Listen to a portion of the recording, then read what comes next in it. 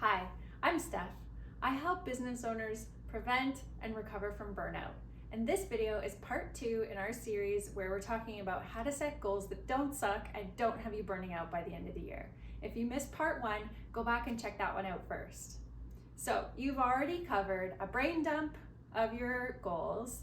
You've already covered your values and made a list of the things that are most important to you. You've looked at what things were not working for you last year and made a list of things you want to let go of. And you've made a list of things that have been working really well and things that you're proud of and things that you want to keep moving forward. In part 2, we're going to talk about looking at your fears. We're going to talk about what a fulfilling year looks like. And then we're going to go back to that brain dump that you did and kind of refine those things down to a real list of goals that you can take moving forward with you into this year. All right, so I want to talk about your fears. And this is something that I want you to get a new page in your journal out and write down about your fears. I'm going to get really specific about how to do that. But first I want to talk about why we're doing this. Your fears are your brain and your body's way of keeping you safe. Often our goals that we set for ourselves are a bit stretching. And when a situation is new or challenging and uncomfortable, our brains kind of are wired to keep us safe. And so it's going to have sort of a protection mode before anything else. So new situations with potential failure and lots of unknowns can trigger this fear response in you. Your brain just wants to keep you away from things that might harm you. So it's a matter of deciding whether those risks are worth it and whether the worst case scenario outcome might be as bad as your brain wants to imagine that it could be. So your fears are trying to help you, but operating unseen in the background, they can prevent you from accomplishing your goals actually. So we want to notice them. We want to name them. We want to be able to see when they're showing up and see when they're causing a problem so that you can kind of bring your own attention to that and then decide what you want to do with that. When those fears come up this year, you can label them, know them, and then have a plan for what to do about them so that they won't sort of sabotage you from accomplishing your goals this year. That's why this is such a big deal. So what I want you to do is kind of think about this, write down 2 or 3 or more if you have them. I want you to write down your fears and I want you to do it like this. Start with, I'm afraid of blank because blank. So I'm afraid of because, and try to get really specific. The next thing I want you to do is acknowledge that these fears objectively make sense, that those things could happen.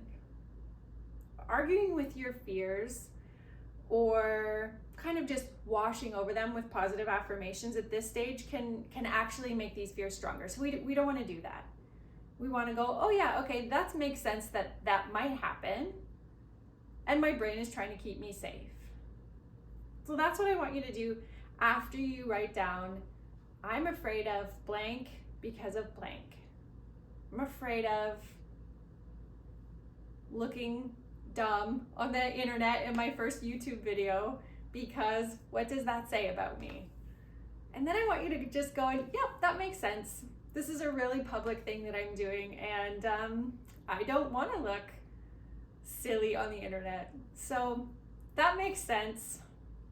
Do I want looking silly in front of the internet to stop me from accomplishing my goals this year? No, I don't. But thank you, brain, for trying to keep me safe. So that's the third thing. I want you to thank your brain, thank yourself for trying to keep you safe. What that does is it really calms down the fear response, this like action-oriented response that your body and brain together want you to do. It wants you to do something to prevent this unknown consequence from happening. So if you just kind of calm the system down and say, thank you, thanks for trying to keep me safe, but I got this, it's going to be okay. That can help you sort of break that potential sabotage before it happens. The next thing I want you to do is move forward with compassion and courage. And I want you to acknowledge the potential outcome your fear is seeing and warning you about is only one potential outcome. Your brain is really creative and it's good at coming up with all the things that might go wrong. No one says that those are going to go wrong. That's not necessarily the only thing that can happen. So I like to ask people to just be creative in the opposite way. You can be creative in the opposite way and think of all the things that might go wrong, might go right this year. So acknowledging that fear that you have is only one potential possible outcome of what's going to happen this year can really pull down on the weight that those fears carry for you. And then now we're at the point where you can tell yourself something positive. Earlier, when you just say, I'm afraid of this, it's okay, I will be okay, I'm strong enough to handle this. Sometimes if you've ever tried that, you notice that it doesn't work. It falls flat. It doesn't feel like you're like telling yourself, but really inside you know that like you're not strong enough, or you might not accomplish this thing, and it might feel really bad, and so it just doesn't work. But if you go through the process that I've already explained, looking at your fear, naming it, thanking your brain, applying compassion, this is the moment where the positive part actually sinks through those defenses and can start to feel really good and start to make a difference. So telling yourself your positive affirmation, whatever that is at this point, is the right thing to do. And then what you need to do is acknowledge that these fears are going to come back up this year. You're going to encounter them a bunch of times. Trying new things and accomplishing new goals and taking yourself to new places is uncomfortable. It's stretching. It can be scary. So the best thing to do is expect it. Expect these fears to come back up. Expect it to feel uncomfortable. Expect your brain to try to protect you and stop you and keep you kind of in a safe space. And when you do that, you can just kind of go back to the top of the list that I explained. So I'll say it again. The first thing is, I'm afraid of this because, so then you're acknowledging it, acknowledging that they make sense for whatever reason, that you're not crazy, you're not just overreacting. It makes sense that you'd be kind of nervous about those things.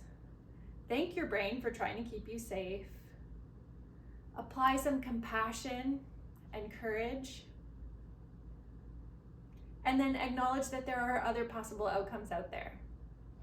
Repeat this process throughout the year as your fears come up. And having written it down here is going to help you easily be able to go back to that in the future when you're like panicking and you don't quite know what to do. Go back to this place in your journal and read these things out to yourself.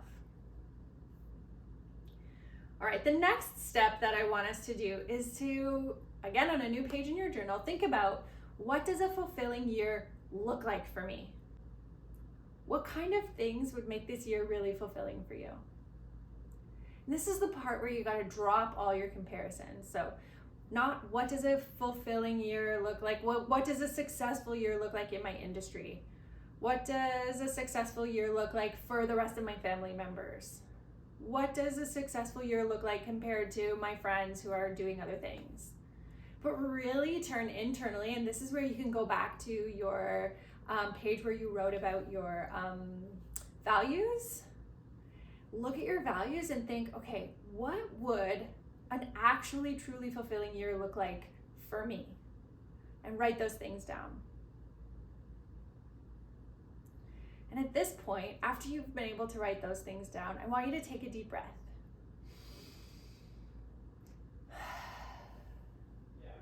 And I want you to think, what does a fulfilling year feel like? What does that feel like for you? What comes up for you when you're thinking about, when you let yourself stop thinking just about the surface production part of your business? What does it feel like? What does waking up to your work every day feel like to you? Write some of those things down. The next part is a really fun part. So on a new page of your journal, or however it feels good to you, I want you to find some quotes that inspire you. I want you to doodle, or with a workshop I did this with recently, we got stickers, and we put stickers of things that reminded us or inspired us of what success feels like, what it looks like, and what feels really authentic to us. So have fun with it, get creative with it, doodle, color, cut things out, write quotes, however you want to celebrate that. Do a little mini vision board for yourself. so that you can remind yourself with some imagery what you want this year to look and feel like for yourself. And the last step in this process is to break it all down. So to go back to your brainstormed list and think about, are there, now that I've gone through this process, now that I've thought about what's important to me, what do I need to let go of, what's working really well, what are my fears, what are the things I don't want to let stop me, what feels really good and fulfilling? Are there any things you'd like to add to your goals list? Are there any things you need to scratch off? There's a really great way I like to think about this, because I think most of us are very talented at writing down goals that are very task oriented. So to round it out a little bit, I like to think of it in 3 categories. So we'll start with projects that are like, those are the task oriented goals, projects, people, and patterns. And so what I usually do at this stage is I go through the ones that I've already kind of written down. They're all messy on my paper. I've scratched some off or added some on, and I'll sort of like color the ones that are project based, and that's usually most of them. Then I'll go and look at the people based ones. I usually don't have enough of these ones on there. So this year I actually spend some time alone with my husband, make sure we get away for a couple of days by myself. I actually put myself on this list and the things that I need to do to prioritize myself better this year so that I don't burn out by the end of the year. And I put some of those on this list and circled them in the people category. And patterns is going to be habits that you want to make, or mindset changes that you want to make that will serve you really well this year. So if you have any of those pattern changes that you want to make, put those on your list. After this process, you should be able to have a list that is messy or neat or however you are, that is really well-rounded and helps you stay on track and stay really grounded. You can scratch off all of your task goals if you want to, and just focus on people and patterns.